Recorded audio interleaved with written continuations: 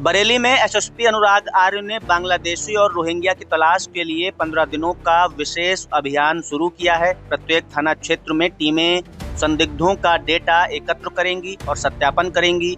सत्यापन के बाद अवैध रूप से रहने वालों को देश से बाहर निकाला जाएगा, जिससे भारत में घुसपैठ को रोका जा सके।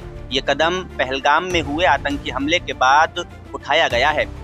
पहलगाम में आतंकी हमले के बाद पाकिस्तानियों और बांग्लादेशियों को देश से निकाला गया।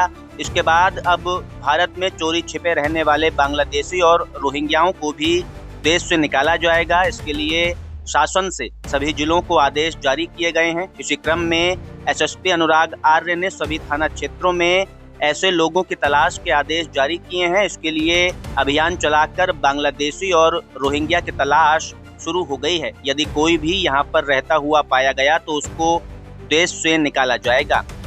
एसएसपी अनुराग आर्य ने बताया कि अभी 15 दिनों के लिए ये अभियान शुरू किया गया है। इन दिनों में हर थाना क्षेत्र से एक दो टीमें अपने थाना क्षेत्र में ऐसे लोगों की तलाश करेंगी जो भी संदिग्ध हैं। उनका डाटा एकत्र किया जाएगा और उसके बाद उनका सत्यापन होगा। अभियान के दौरान मिलने वाले संदिग्ध लोगों को एक डेपुटेशन सेंटर में रखा जाएगा। वहां से उन्हें तभी निकाला जाएगा जब उनका सत्यापन पूरा होगा। सत्यापन में यदि उनके बांग्लादेशी या रोहिंग्या होने की पुष्टि होती है तो उनको देश से निकाला जाएगा। इसके लिए सभी को बॉर्डर पार छोड़ा जाएगा, जिससे भारत में कोई भी घुसपैठिया ना रहे। शासन से प्राप्त निर्देशों के क्रम में जनपद बरेली में 15 दिवसीय अभियान 25 मई से 10 जून का हम लोगों के द्वारा शुरू किया गया है। इस अभियान में सभी थाना क्षेत्रों में एक टीम गठित की गई है, जिसमें उप निरीक्षक, पुरुष कांस्टेबल और महिला कांस्टेबल बनाए गए हैं। इनको ट्रेनिंग दी गई है, इनको समझाया गया है क्या प्रोसीजर है। इनका मेन काम ये है कि ये सुबह और शाम दोनों टाइम पे अपने थाना क्षेत्र के एरिया में ये विसूचना संकलित करेंगे कि कहाँ बाहर के लोग आवासित हैं जो अस्थायी रूप से वहाँ रह रहे हैं। जाके उनसे बातचीत करेंगे, उनका सत्यापन करेंगे। ये देखेंगे कि कोई बांग्लादेशी या रोहिंग्या तो वहाँ पे नहीं रह रहा है। अगर ऐसा कोई व्यक्ति रहता हुआ पाया जाता है तो उसमें नियम ये है कि उसको डिटेंशन सेंटर में रखा जाए और उसके बाद 30 दिन के अंदर उसका वेरिफिकेशन कराया जाए। अगर ये पाया जाता है कि वो बांग्लादेशी या रोहिंग्या है तो उसको प्रॉपर नियमानुसार जो एमएचए की गाइडलाइंस है उसके हिसाब से डिपोर्ट किया जाए।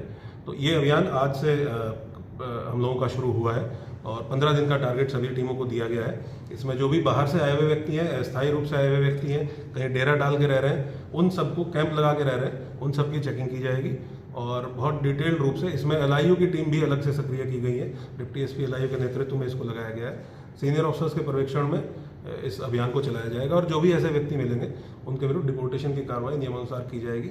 इसके दौरान अगर कोई ऐसे व्यक्ति भी मिलते हैं कि जिनके द्वारा गलत तरीके से कोई डॉक्यूमेंट्स प्राप्त कर लिए गए हैं तो उनके विरुद्ध भी एफआईआर पंजीकृत करते हुए हम लोग कठोर कार्रवाई सुनिश्चित करेंगे। बता दें कि पिछले दिनों पहलगाम में हुए आतंकी हमले के बाद भारत से ऐसे सभी पाकिस्तानियों को बाहर किया गया था जो यहाँ पर शॉर्ट टर्म स्टूडेंट, मेडिकल या किसी भी वीजा पर भारत आए थे।